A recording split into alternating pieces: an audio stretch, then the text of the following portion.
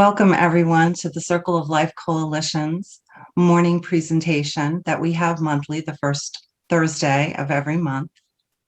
At the Circle of Life Coalition, we envision an informed community open to honest conversations about life and death, one in which we inspire each other to live life fully while acknowledging the inevitability of death and where choices for end-of-life care are effectively communicated, documented, respected, and honored.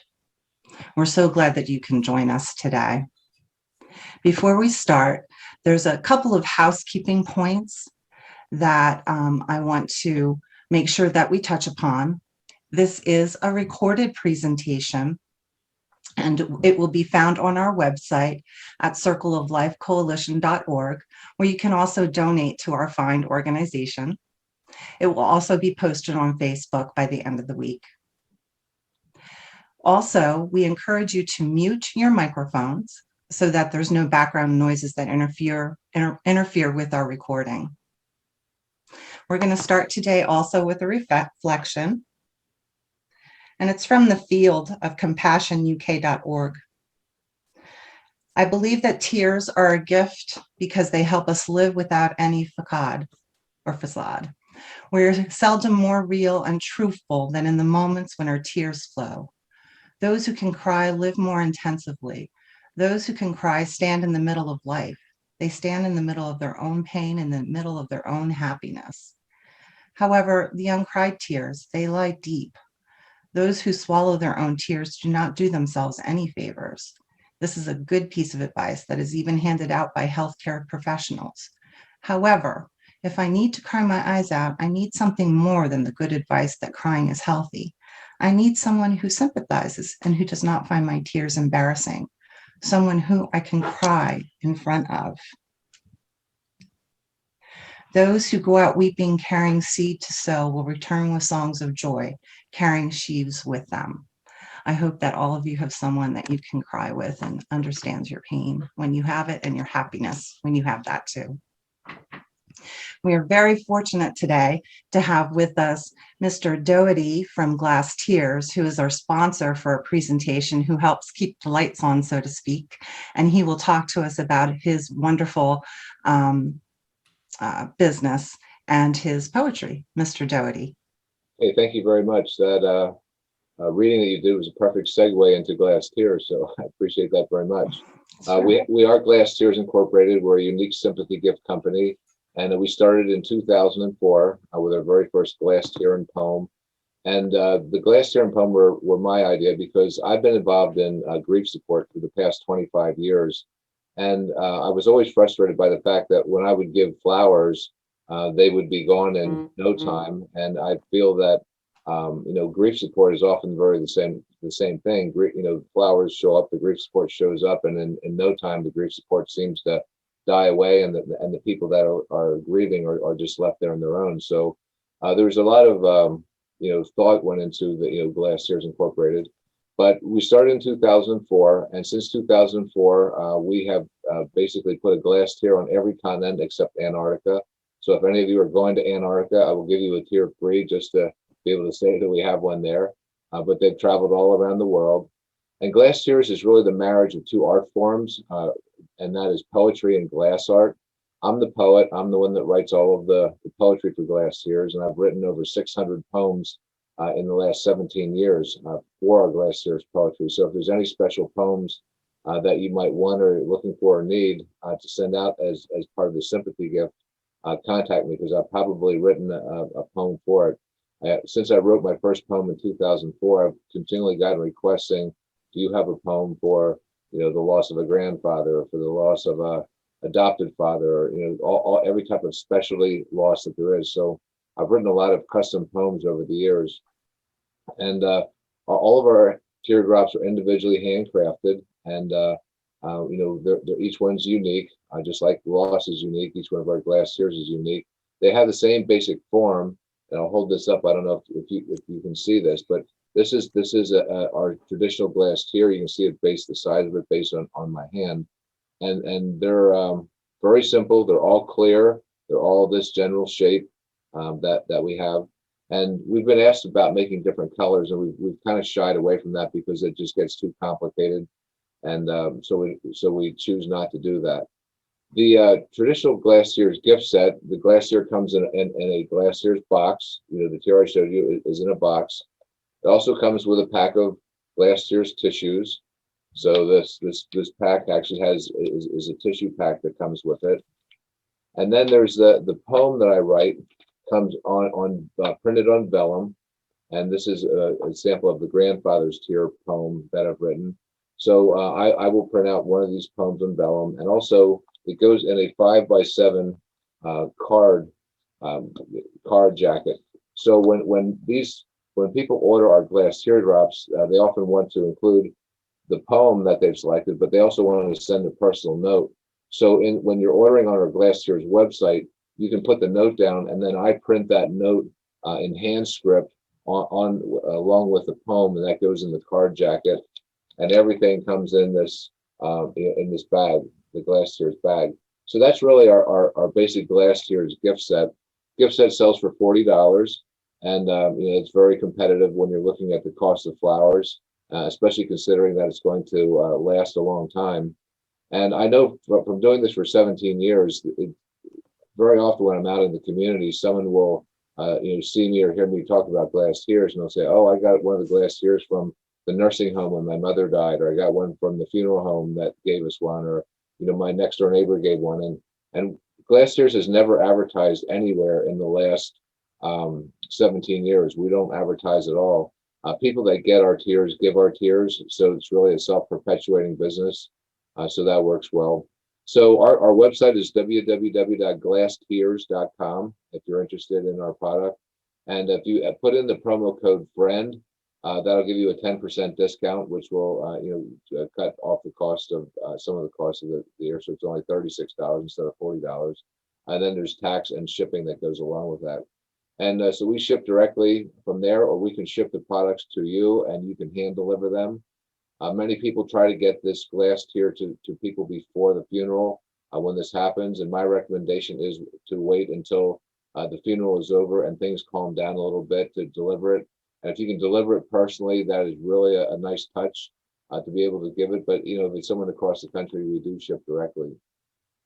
So that's an overview of Glass Tears. And I really appreciate the opportunity to come back here to the Circle of Life Coalition and be invited to be a part of this. And I know over the years, we've gotten quite a few orders through folks from your organization. So we certainly appreciate your business and the opportunity to sponsor this presentation today. Thank you. Thank you, Mr. Doty. And I have to say, having given them the feedback, is it's one of the most thoughtful things that folks have received. They definitely appreciate the gift. So yes, most welcome.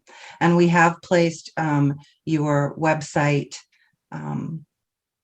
in the chat. And could you just repeat what to put in the promo code? Just put friend when you just put friend in the FRIEND. Just put friend in the promo code, and that'll give you an automatic 10% discount. Great. Thank you again so much for sponsoring today's presentation. Thank you. So while you're all here, without further ado, we'll introduce our wonderful speakers. Adam and Chloe Ciferri are the co-founders of the Adeline Rose Foundation. They launched the nonprofit foundation in honor of their daughter, Adeline, who died during pregnancy on September 21st, 2017. The Adeline Rose Foundation serves families grieving the loss of a baby through miscarriage, stillbirth, or in the first few months of life. They provide care packages, financial support for burial or cremation costs, host events and support groups, and offer continuous emotional support at the time of and following a loss. The foundation was launched in September of 2019 and has been able to directly support over 50 bereaved families in the first year of programming. Adam and Chloe strive to raise awareness and prevention of pregnancy and infant loss and will continue to help families honor their babies. Chloe and Adam, welcome. Thank you so much.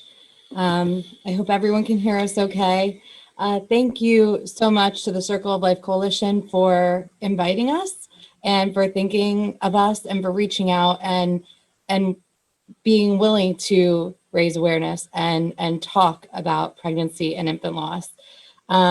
Thank you to Glass Tears for sponsoring, and thank you to everyone in attendance today for coming and joining us and for spending this hour with us.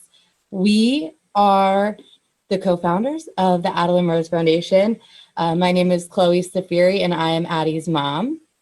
And this is Addie's dad. Hi, everybody. Adam Ciferri. Like my wife said, I'm the co-founder of the Adeline Rose Foundation.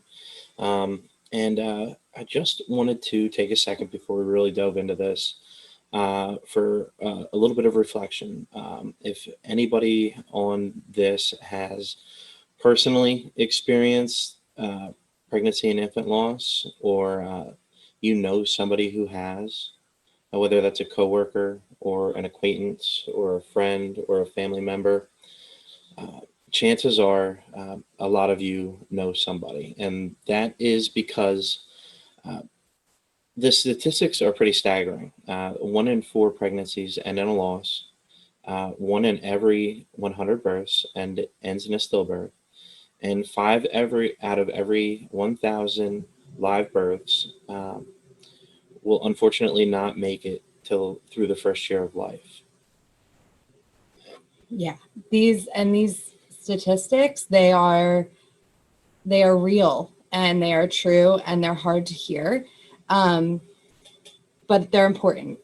And what's even more important than those numbers are the people and the faces and the stories and the babies behind each of those numbers, because behind every 1 in 4 is a grieving mom or a grieving dad or a grandparent or a brother or sister who feels alone and trying to navigate this. And behind every 1 in 4 is a baby that we want to honor and we want to help families honor. So it only feels right to share a little bit of our story about the little girl who started it all. Yeah, it's the little girl who made me a father and the man I am today, and that's Adeline Rose Ciferri.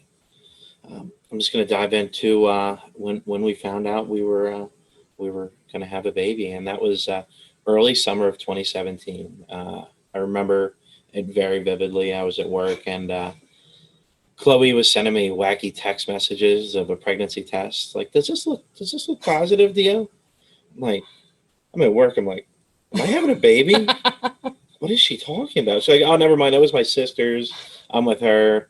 So, I just, being oblivious, I just ignored it and took my time coming home, washed my truck for about an hour while she was having a panic attack at home. You want to share the screen? Yeah.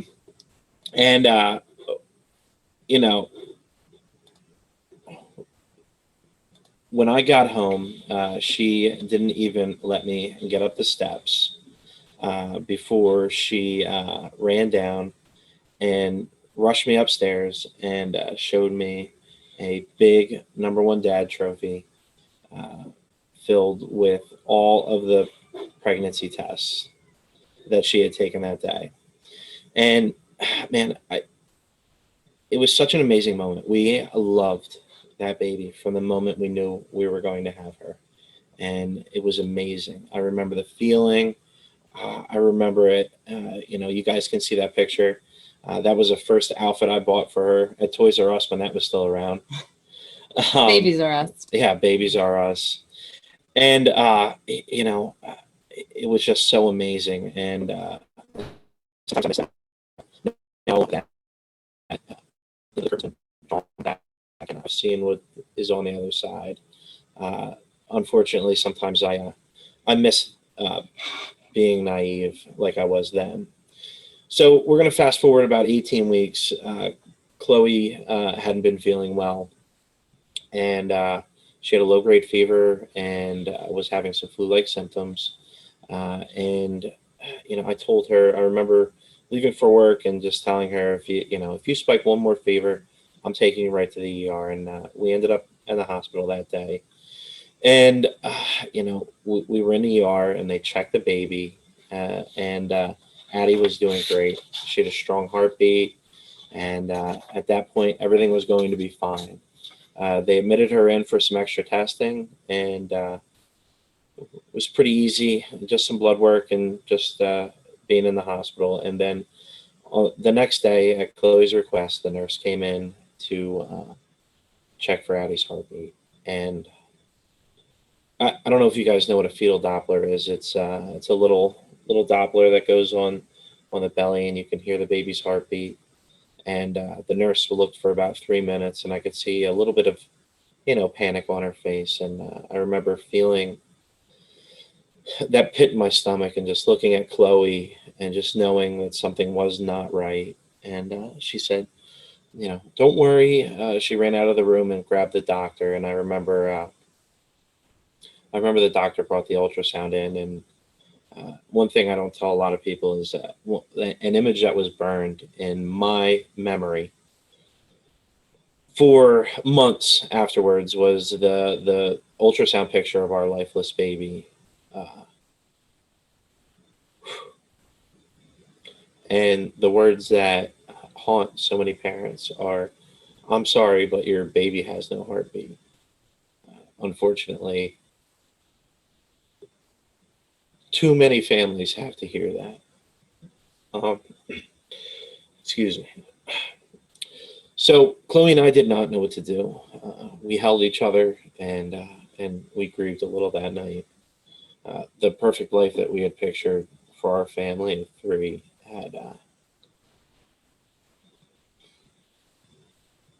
had vanished so quickly. But we did not have much time to grieve, as Adeline did not want to wait for an induction to meet her parents.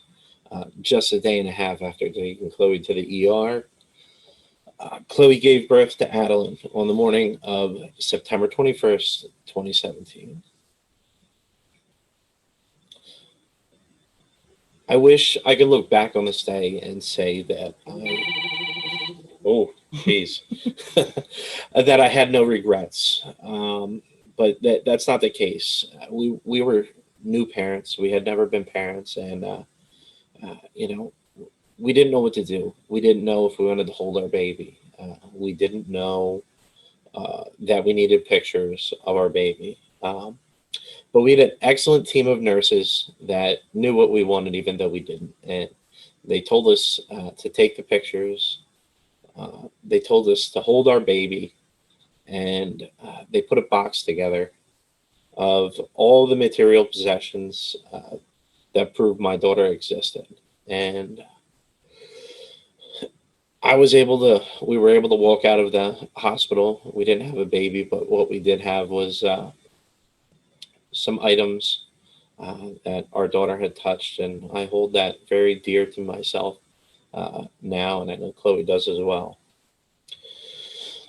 And we still didn't have too much time to grieve because right after Chloe gave birth, the infectious disease doctor came in and told us that the reason why Adeline wasn't here is because Chloe had contracted listeria, which is a rare foodborne illness that's easily treated with antibiotics but deadly to a baby. Chloe's going to be all right, but our lives would never be the same again. I remember that very same day, my sister, who is amazing, took me over to the funeral home to set up the cremation of our daughter.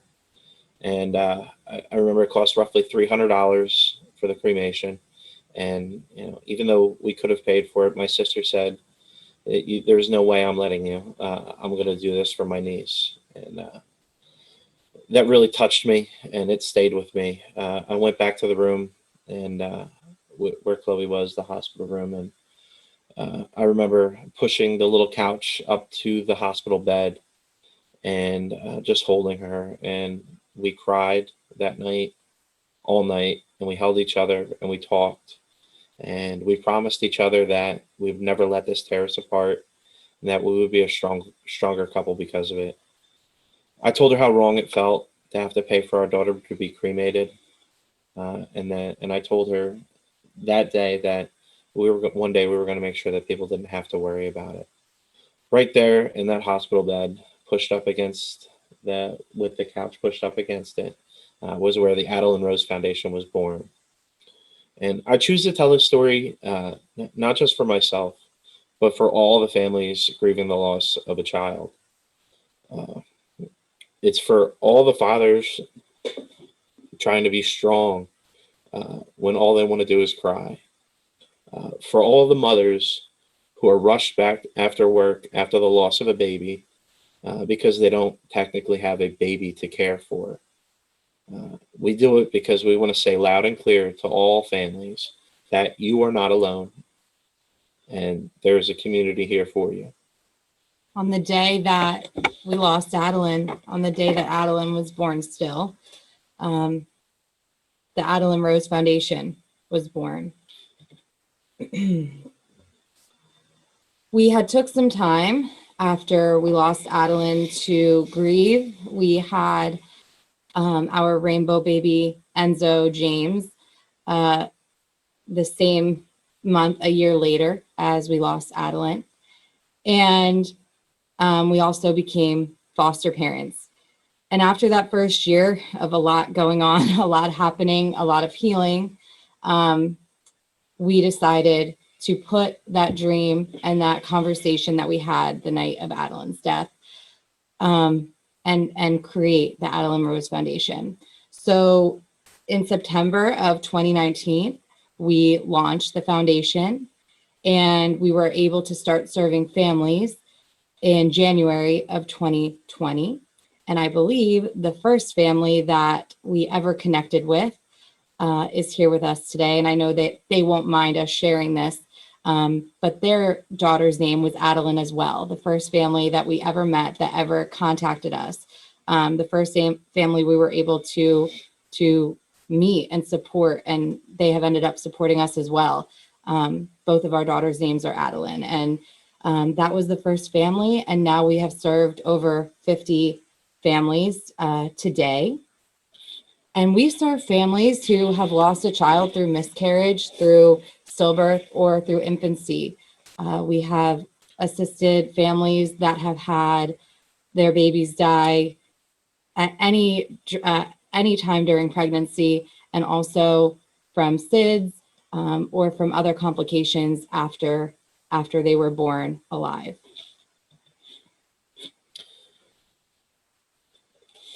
So, what do?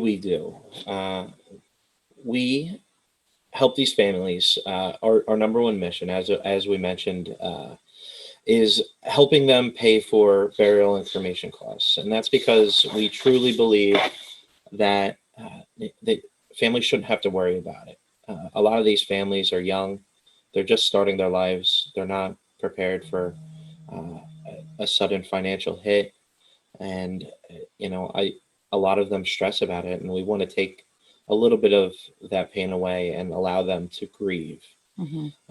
And then we also send care packages out to the families following a loss.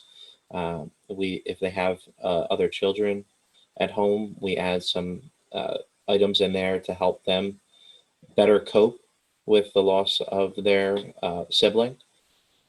We have a community of support and awareness. We have some amazing support groups that we turn families to, and also, even though COVID kind of threw everything upside down, we're really excited to get back to having events and really creating a community where people can get together and meet each other and talk. And honor our babies together. Yeah. So why do we do this? We, first and foremost, we love honoring our daughter.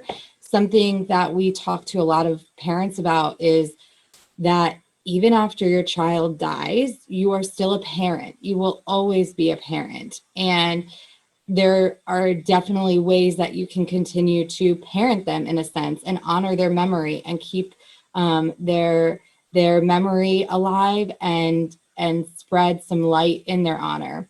We do this because no parent should grieve alone. We were lucky enough to have support from family and friends. At the beginning, when we first lost Adeline, we didn't know many people who had experienced what we had experienced. After we started the foundation and we began meeting more people, now we have a really great community and support. But before that, we really didn't. So we are very, very, very passionate about making sure that no family grieves alone, because it can be a very lonely place. And like Adam had said, we believe that no family should have to pay for the burial or cremation or funeral for their child. We just worked with a family who had set up payments for their 40 months. Yeah. They were going to have to make payments. Yeah. And every month they would have that reminder.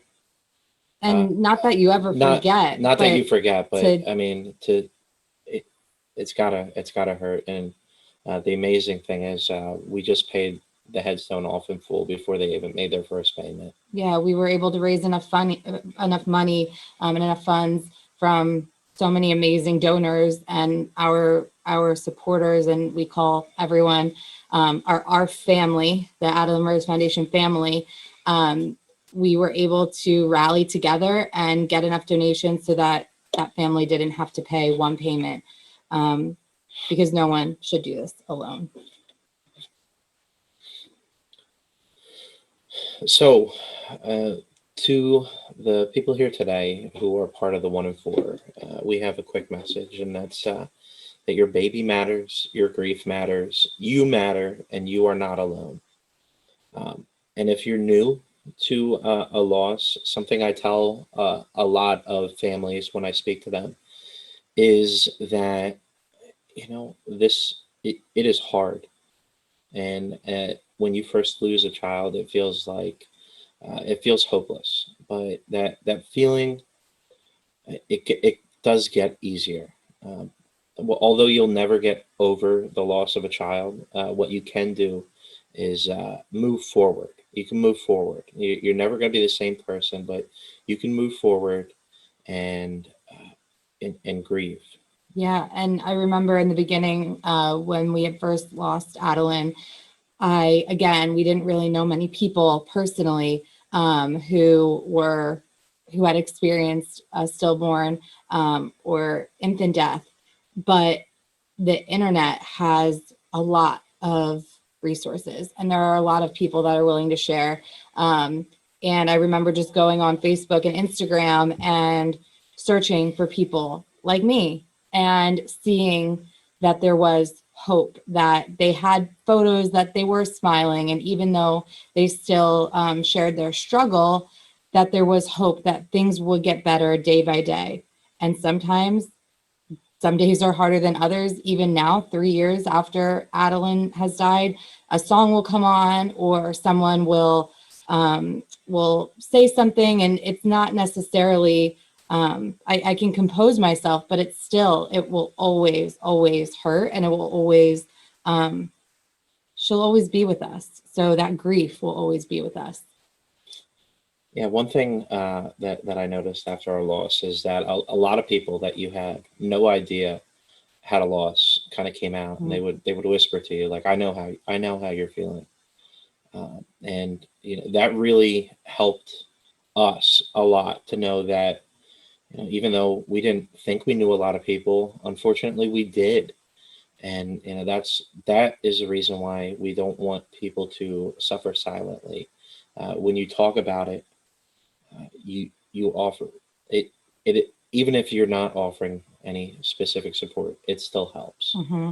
Adam's mom, I hadn't even really known, but she lost her son Nicholas around 18 weeks, right around when we lost Adeline, and she had an infection as well that got him sick, and she delivered him as well. And this was over 30 years ago. And I remember her telling me just that I wasn't alone, that she knew how I felt, that she was here if I ever wanted to talk.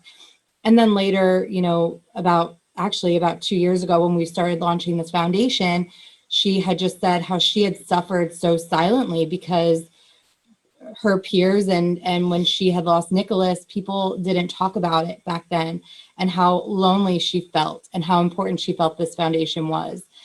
So there are definitely people that have experienced very similar things, and some of them have not been able to share their story because maybe they didn't feel comfortable. But we have hope that with doing this type of work and the work that so many amazing organizations are doing, that the stigma will get better, and that people who have suffered silently will be able to have a voice. Because the last thing that we want is for people that already feel so lonely in their grief and who have lost a baby to feel even lonelier because they're not allowed to share. So that being said, I'm sure some of you might not have experienced a loss directly, but as we did that little exercise in the very beginning of thinking of someone who you know who might have lost a baby, there's many things that people can do to support these families and to support someone grieving. Three of our biggest, most general things is just to be understanding, be patient, and just be there, right? We don't always have the right things to say, and we'll get into that on the next slide a little bit. We don't always know exactly what to say, but there are some things we know not to say, and we'll kind of go over that too.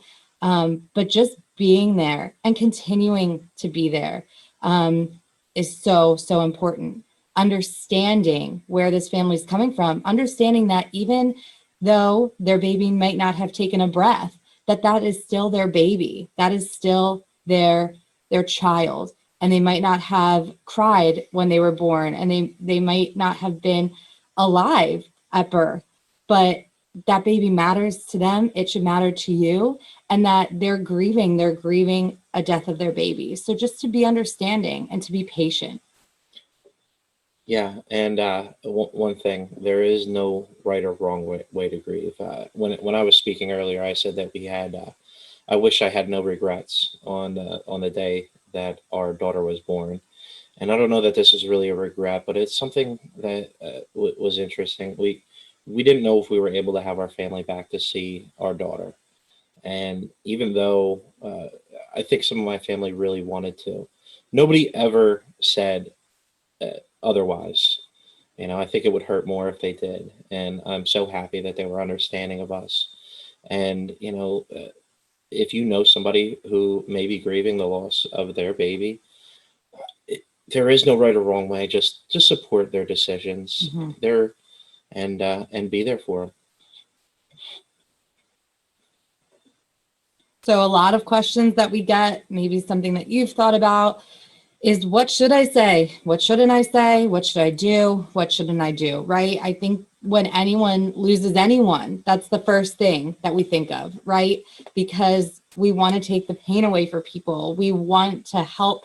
Especially when it's someone so close. I know my mom and Adam's parents and our families, our siblings struggled because they saw us so deep in our grief and so sad, and they just wanted to take that away.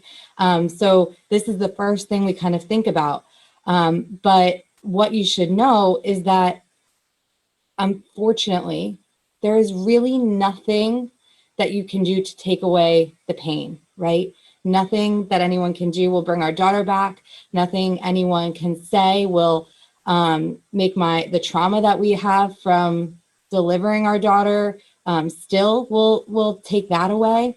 But what you can do is be there and just support, right? It's not necessarily going to make our grief go away, but it's going to show us that you love us, that you care about us, and that you're supporting the family, and that you're honoring their baby, and that you validate everything that they've been through.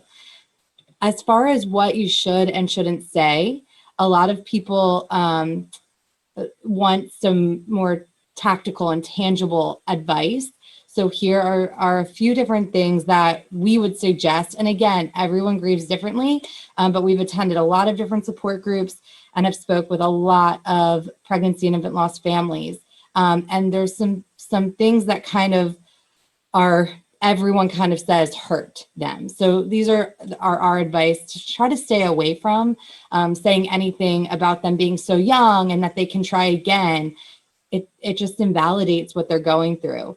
Saying at least you didn't know the baby. I was actually I was at a little picnic after we had lost Adeline, and my friend's aunt had come up to me and just said, well, honey, at least she wasn't, alive when she was born. At least you didn't know her. And this was 3 months after Adeline was born. And I just remember saying, I knew my baby. I knew who she was. She existed. And I just walked away. Those types of things really, really hurt.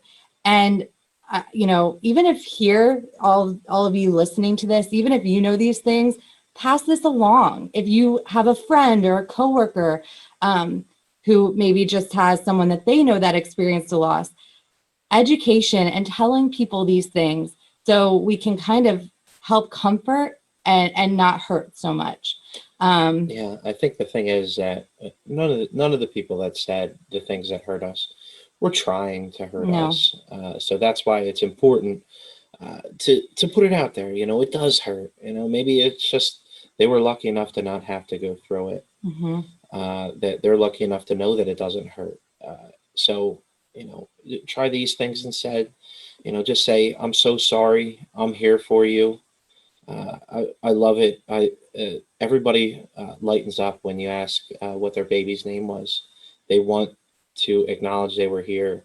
It's very touching to see that. Mm-hmm. I'm thinking of you and your sweet baby. And, honestly, a lot of the time, the best thing to do is to just listen, just shake your head and just, yeah, I know, just validate what they're feeling.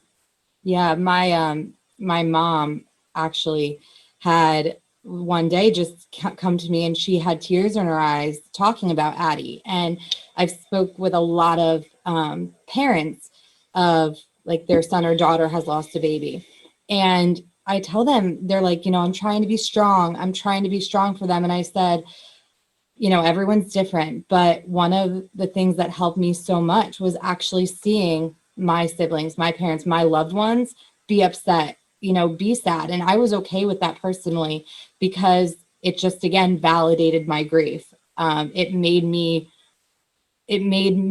feel some peace and some comfort knowing that we weren't the only ones that loved Adeline. We weren't the only ones that were grieving. Other people were grieving too, because she mattered. And that was hugely helpful for me.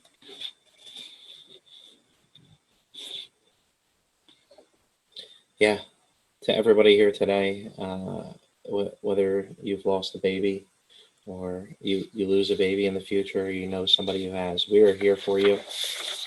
We are starting this community, and it's growing quickly, and we hope to make a real difference. You can reach us at any of these different formats, I guess. Just type Adeline Rose Foundation in anywhere, you'll find us. Yeah, it will pop up. And we're more than happy and willing to talk to anyone, whether you've had a loss, if you've not, and you just have questions. We want to help you all and do our best to help end the stigma and the silence around pregnancy and infant loss. Great. Thank you all so much for listening to our story and what we have to say. If you would like, if anybody has any questions, we would love to hear. So yes, there's some comments in the comment section. Can you share again how to support the foundation with donations and so forth? Yeah, so what you can do through Facebook, if you go to our Facebook page, you could donate there. Our website has donations. And we are 100% a volunteer organization. So all donations go directly to supporting families. Yeah. So I'm just we can work our way down from. I don't know. I think Deb picks the. Oh, do you want to pick the questions, or you want us to? Oh yeah. No, yeah. I wrote them down. So, and then can you just share the website address again? Sure. Yeah, yeah. And I'll type it in the comments here too. There you go. So www. someone had asked if there was info for grieving parents in the office setting, for an OBGYN office, and someone had shared Reading Remembrance at gmail.com as a parent support group at Reading Hospital, and shared a phone number and a private Facebook page. The phone number of 484-628-4230. There was also, do you have links on your website to other support groups also? Yep, different support services. And on our Facebook page, the biggest thing I could say is give us a follow on our Facebook page, because we send out reminders too, for all of the groups. And then we send directly the Zoom links each week to anyone who requests them. We have two groups that we currently work with and that we can direct families to. And there was another question about the website, I believe. What was the other question? I think I put the website. You put the link. website on there. Yep. Yeah. Okay. So people can link to donate and to Yep. how to support. Oh, office information. Yes. So that is coming soon. Information going out directly into OBGYN offices. We're working with a few currently. So we're really excited about that, because a lot of the families we're able to connect with, and we've been able to connect with, have either been because our pamphlets go out in hospitals, in bereavement packets following the birth of a baby that was stillborn or is in the NICU, and also through word of mouth. We have so many wonderful people who support and who are so kind to share our information with grieving families. But also now we'll be able to reach families who may have an earlier miscarriage in the OBGYN offices. Okay. So is that the local, excuse me, local Penn State, St. Joe's and Reading? Or- Correct. Currently just Reading. Okay. All right. All right. Someone had commented that a statement of, I understand how you're feeling, someone sometimes doesn't sit well with some folks. It's a unique process. What are your comments about that? So you're right. I actually try to shy away from saying that to families as much as possible. Something I'll say is I've been through something similar. Please tell me your feelings, or maybe having lost a child helps me empathize with families a little bit more. But you are absolutely right. Everybody's grief is unique, and some people don't want to hear that. And the unfortunate thing is sometimes even with knowing everything we know, sometimes it's so hard to not say the wrong thing. There might not be a right thing to say, but we do our best. Yeah, because everyone does grieve differently. It is hard. And I like to tell families, you're not always going to say the right things. And it's better to be there. And if you feel like you want to say something than to totally just back off and, ignore. I've had so many friends and even family members who just didn't even look at me for, a year, because they thought, oh, I don't want to make her cry or anything like that. So that was actually more difficult. So my advice would just be to, sort of say, we gave you that list, and this will be shared on the Facebook page, sort of say something within those things, but it's more important just to kind of know those other things that are not good to say, I guess. That can kind of be some guiding advice. Right. There were the few points that if it's more hurtful, or if it's invalidating of the baby or the grief, make sure just to stay away from that sort of stuff. And then, the other things, people are understanding, and the parents will just appreciate you being there too. There's a comment from Rebecca Knox to everyone. Thank you for sharing Adeline's life and welcoming so many others to be family. I frequently refer people to you. Oh, Thank you. Yeah. So thank much. you. Thank you Yes, for your that's so support. It nice. means everything to us. Yeah. Okay. So I did launch the poll to everyone. We do have a survey at the end for all of our speakers, just so that we can give honest feedback and also suggestions for future presentations. Are there any other questions? Did I get everybody? I think so. Okay, whoops. Kathy Mitchell. My daughter, who has a 1-year-old boy and who was in the NICU for 6 weeks and recently discovers she had been pregnant and miscarried. My son-in-law initially was a little freaked out at the thought of a new baby, but it was over before it started. How are you feeling? She asked her daughter. What can I do or say to help? She said, I really don't know. Now I kind of wish I was pregnant. She's like acting like nothing happened, and I worry that at some point it will hit her. How can I best support her? Grandma sad, and the practice just had her keep going to her lab for blood work until the numbers hit 0. Yeah. So, Kathy, sorry, I was just reading through that. So something too, and we sort of touched on it on the presentation, but was just that other people grieve as well, right? Not just mom and dad of the baby. So your grief matters. You that is very important too.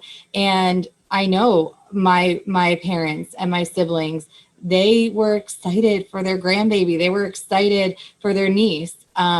So that is totally valid to be grieving, and it is okay. And as far as best supporting, like we said, everyone grieves differently. We have families that, a lot of people come to us and they'll say, I know this one family, but they're just not ready to reach out to you yet. And that's okay. It's okay. Everyone will deal with this differently and heal differently. And you're right. It might, she might struggle later, and you'll be there to support her then too. Yeah, honestly, through talking through so many families, I've had people reach out up to 5 years after the loss of a pregnancy and say, man, life just took over, and I never grieved. Mm-hmm. And it hits them then, and it's all right. That's what we said. Everybody grieves differently. And all you can do is just be there for them when it happens, and support them in the best you can. Yeah. Did you have any outreach from the faith community at all? There was a question that came through from that. Or did you outreach at all to faith community? We do. I think, is that like a specific organization? Any faith community? We are pretty independent. We like to help. Yeah, we're pretty, everyone. not that we would ever shy away from any faith denomination or anything, but we try to stay pretty non-denominational. So we don't specifically try to reach out to any faith. I think the question was, I'm so sorry, I did a poor job of asking it. Did you experience outreach or receive support from the faith community? Oh, did we? Yes. Not necessarily. No. No, I don't think we really have it to this point. Okay. So the links for grief support, you said you're working with 2 organizations. Someone just was still curious about the grief support and format. Where is it happening? Yeah. So we're pretty open that we're not experts, and we refer that over to the people that are more experienced. So what we do is we support existing support groups, and they do an amazing job. And attendance has been going up, and in those support groups, and families are able to better help each other. So what we do is we'll post whenever a support group is going to happen. Yep. And we just help spread the word. And on right now they're virtual, which one of our facilitators is actually on. I won't put her on blast here. Hi, Kathy. But but they are virtual, and so it's been sort of a blessing, because so many people from all different areas can log on, and a lot of times when you're grieving, you don't really feel like putting on nice pants and going to the hospital, where maybe you just lost your baby. So it has actually been really great to go virtual for now. And so those are on the first Tuesday and the second Tuesday or the second and the third Tuesdays of the month. But like I said earlier, just please follow our Facebook page, and we post always like a week ahead, just as a reminder, and then usually like a day before as a reminder. But the second and third Tuesdays virtually, and they're both in the evening. Okay. All right. And then Kathleen, I'm glad we got that link to you so that you could jump on there. I think it can be very hard for grandparents because we don't want our children to be in pain. Grandparents need to mostly follow the guidance of their children and recognize their own grief, except you can't make your kids feel better. Well, isn't that hard? We always want the kids to feel better. Yeah. And nothing really does. But Kathy, you hit the nail on the head. You're exactly right.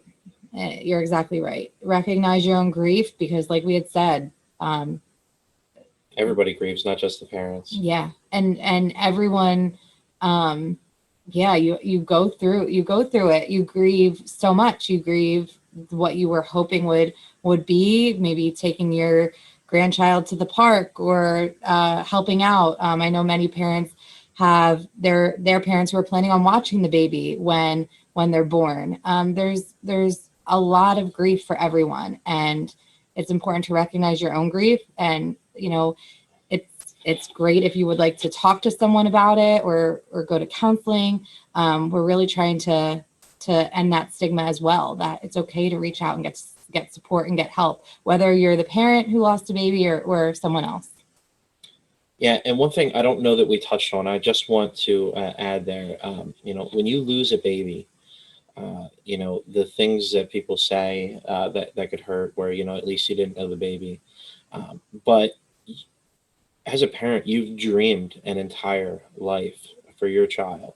Mm-hmm. And when they're not here, you grieve an entire life that hasn't happened. Mm-hmm. For my daughter, it was, when I knew I was having a little girl, I'm like, one day I'm going to walk her down the aisle, and the realization that that'll never happen, that I'll never be able to watch her play softball. That's what really hit me. That's what hurt. And that's why it hurts when, you hear those things, because it does matter, and they were here. Mm-hmm.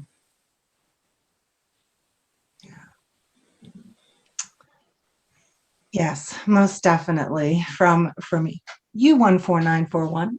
Thank you for sharing your story. That's a good place to end. And we thank everyone for attending, your comments and your questions. Again, go to the AdelaineRoseFoundation.com and the Facebook page for them. And we thank you so much for coming today. The poll is up. Some more housekeeping. Don't quite leave us yet. Just going to review for everyone who does come to our presentations every month. Our next event actually is a volunteer opportunity via Zoom meeting, April 6th at 10:30 a.m. And if Gary can put the flyer up, he will. Otherwise, it'll be on our Facebook page to learn more about the coalition. And then also in October, our long-awaited, highly anticipated bowling fundraiser at Berks Lanes. Yes, you heard it here first. We are going to meet in person. We'll probably still need to wear masks. $100 per team per lane, up to 6 bowlers, or $20 a person. October 16th, 2021, 1 p.m. to 3 p.m. There will be food. There will be raffles. Please come out and be in person. And then our next presentation, which is Thursday, May 6th at 8:15, Beyond Powers of Attorney, Holistic Planning for Future Incapacity, presented by William R. Bloomer with Liza Whitson-Heller. sponsored by the Heritage of Green Hills. We hope to be able to see you there. Please invite your friends. And again, go to the circleoflifecoalition.org. Consider donation to our fine organization also, and also volunteering. And we thank also again Adam and Chloe Ciferri for presenting today. Thank you all for attending. Thank you for attending. you Thank you all. for having us.